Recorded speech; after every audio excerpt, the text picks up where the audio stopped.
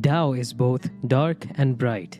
It is both weak and strong, both soft and hard.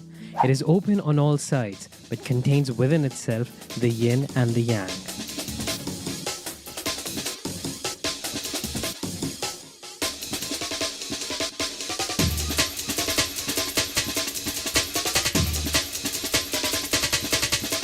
I am calling an immediate, worldwide ceasefire. All hostilities will stop, or I will stop them. It's over.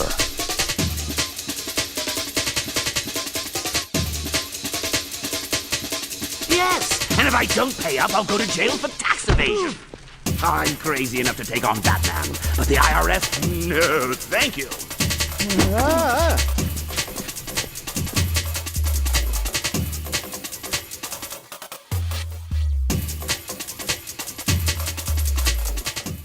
Hello and welcome to the Hypertrophy Odyssey chapter 281. It is the first day of the week, aka the Kamehameha workout. I am feeling pretty good right now, actually feeling great. I cannot wait to get this workout started. But before we start the workout, to the main subject matter for today, Good and Evil Part 1. So this will be a new ongoing series as there joins the ranks of the many others that have happened in this channel. But this one was come about because of, I don't know what thought process I was thinking about this morning, but I think it was something along the lines of just the idea of good and evil and just the generality of it, how the yin yang symbol is a very interesting thing and all the things that kind of go along with that, and the very much dynamics between the two, the similarities between the relationships between people and all these other things, and how at the end of the day really a lot of stuff is kind of weirdly melded together in a good versus evil thing. So that's why I wanted to make it into a series, because the more I thought about it, the more that there is to this subject matter. So I wanted to just talk about it, and just generally, because there's so much. Maybe one day we'll talk about beyond good and evil, but that's a whole other thing, not really. But this one is just about the two aspects combining together, really. It's not necessarily good versus evil. It's not necessarily evil versus good. It's not necessarily man versus woman. It's not necessarily man versus man, man versus self. All of those things are kind of encompassed in there. So we're going to just be talking about the generalities of good versus evil, and then the symbolism between the two, maybe certain things, looking at aspects of history. I don't know where this is going to go, I'll be honest, but I just wanted to talk about it. That was the main thing, is that good versus evil is a very interesting dynamic that has been around since the dawn of time, really. It's I don't know when there hasn't been some type of good versus evil story, regardless of what you believe in or not. There are some people that don't believe that there's any evil, or they are rooting for the side of evil. There are some people on the other side that are nothing but pure, trying to be on the side of good, but can still commit acts of evil.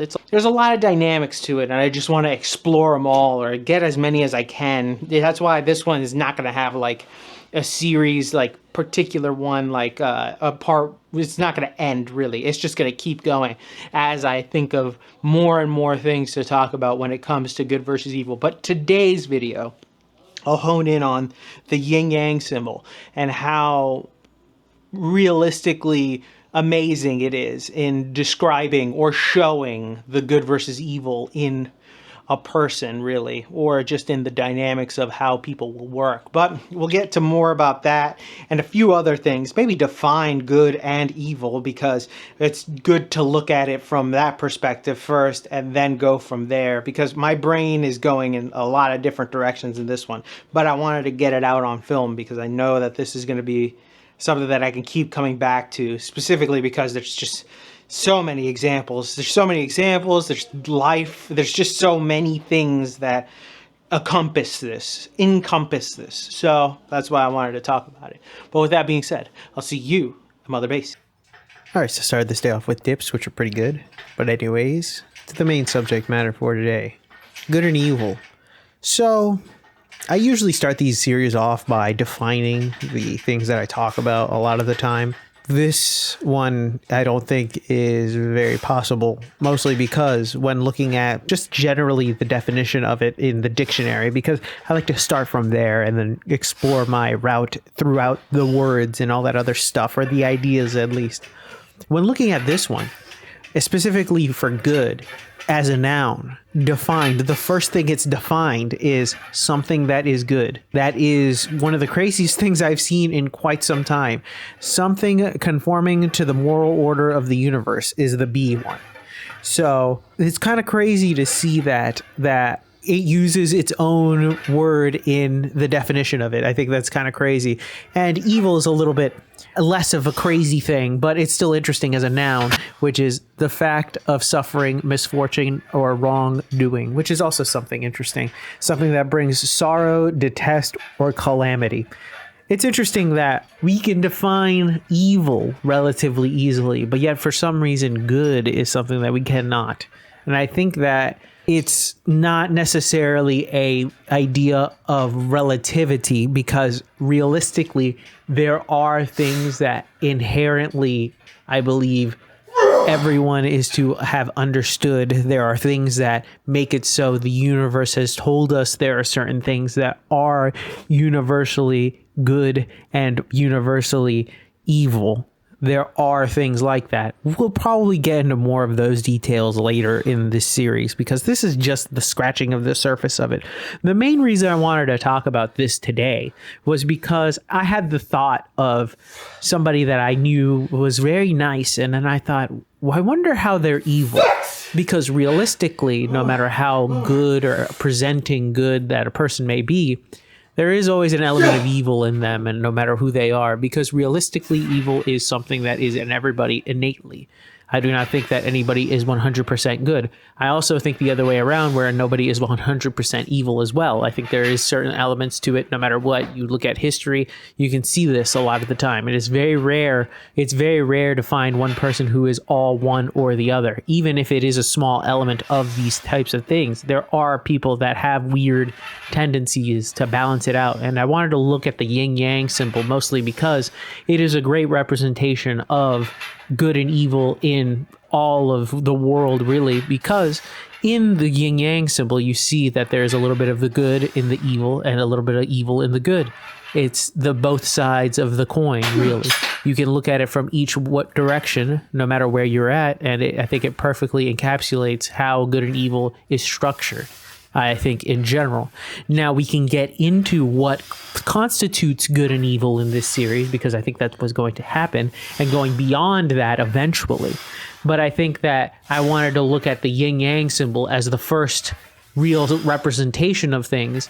I feel like I wanted to look at this representation of it first because I think I wanted to acknowledge the fact that no matter what, that there is some level of evil and or good depending on which one you are predominantly. I think that that is something to at least consider, because I feel like a lot of people don't want to consider that. They want to consider the idea that whoever I am is all one and not anything of the other. I think it's very rare to find somebody who will think of themselves all evil, of course, because for some reason they may be twisted and warped into thinking they're all good. But realistically, I think it's safe to say that most people will know, or at least understand, that there is some of the opposite of what they are inside of them. Now, of course, they may be lying to themselves and saying they're all good when in reality they're all evil. There are things that we can inherently see and understand in good versus evil, of course. We all would like to think we are all good, of course, but we're not. And I think that this series in general is going to explore the ideas of that, of the idea of maybe you aren't all good. Maybe you are actually evil incarnate, and little did you know, maybe you are just pulling out the little bit of good in you that's trying to do something when the rest of you is actually evil. Or maybe the other way around. Maybe you are really good, but you tap into the slight part of evil that is in you and show that outward to the world, and thus making people think that you are evil, but you actually are a good person. Who knows? And I want to look into it and maybe establish a few things, because I'm tired of me internally. I want to stop wrestling with the idea of a moral relativism that could happen. I would like the idea to stop and understand what are good things and not good things. And I think establishing that generally for myself more than anything else is a good starting point, because I want to understand, yes, this is bad. Yes, this is good. And really firmly establish those lanes. So then that way I can understand where I'm coming from in these things. So this is more of a journey in my own self to try to discover the morality of my life, really, but also looking at the bigger picture of good and evil and establishing a few things.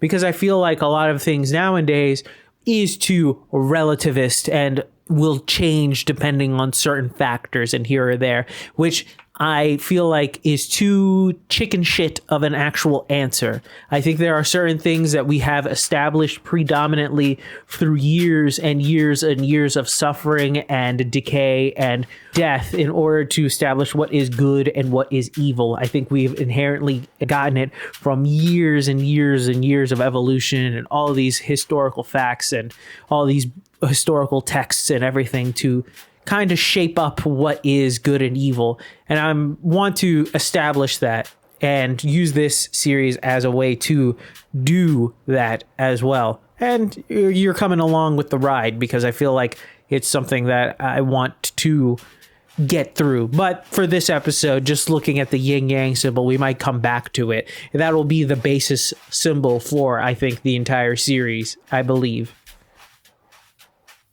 And we're back. Welcome to the workout debriefing. Exercises not filmed, none. Exercises skipped, also none. Got everything in, thankfully. So, back to the main subject matter here. Good and Evil Part 1. So, this was probably like a very broad overview, maybe going into the idea of the yin and yang symbol and stuff like that. I just wanted to touch upon it because this was something that it just really crossed my mind, in the sense that nobody is really truly all good and nobody's truly all evil. It's very truly rare to find any individual on either side. I mean, hell, there was one individual that was all good, but he was kind of killed, so that's funny. But anyways, that's a whole other story and subject for a different day, but enough about that. For now, I just wanted to go over it in the sense that it's interesting to look at it in different dynamics, and how this will probably be an ongoing series. I like the idea of this because it can be in various facets. I think in yin and yang being the best representation of it, no matter where you could find it, that is the ultimate. Whether we want to be good or bad, there is a little bit of the other in between embedded in us, regardless of whether we would like to be all good or all bad. It is something that, unfortunately, it's a human thing. I don't think that we can escape it. We can try to escape it, but the more that we try to do that, I feel like the more we get consumed by it, and then it's never really it's a process that'll eat its own self. So it's like the Ouroboros almost, it's the snake eating itself in a way, but not really. That's a whole other concept. But that's how I see it as, is that you're going to continue a forever cycle by doing something like that, where you're trying to concentrate on eliminating one part of it, but you're going to fall into the same trappings that's going to make it at worse, But that representation of good and evil is something that I feel like a lot of people either misinterpret or discount completely, because it's been such a randomized symbol throughout throughout at least my life and time. It's just more of a martial arts thing, when in reality it's more of an entire idea. I know there's Taoism or Taoism and all that other stuff, which I would like to make an episode about, because I would love to know more about it. But it is just something that I feel like it generally encapsulates good and evil in the ultimate symbol, in one perfect way that can symbolize harmony and everything else that goes along with it. I would love to know your thoughts and comments about this one, because this is a very interesting one. If you would like to see me talk about specific things in good versus evil, and maybe the other way around, where evil becomes good and good becomes evil, something like that, or history, or wherever this subject could go, because it really can go anywhere. For me personally, I have a lot of places I want to go with, so I would love love to know your thoughts on that. But anyways, with that being said, tell me what you think of the comments below. I'd love to know your thoughts and opinions about this one. This one was a random one, but start of another series. Thank you very much for watching. I really do appreciate it. Please like, comment, and subscribe. Please share this video with anybody who may or may not like it. I will be back on tomorrow with a new video. I will see you in the next one. Keep it heavy. Stay safe out there. Stay cool. I'll see you in the next one. Peace.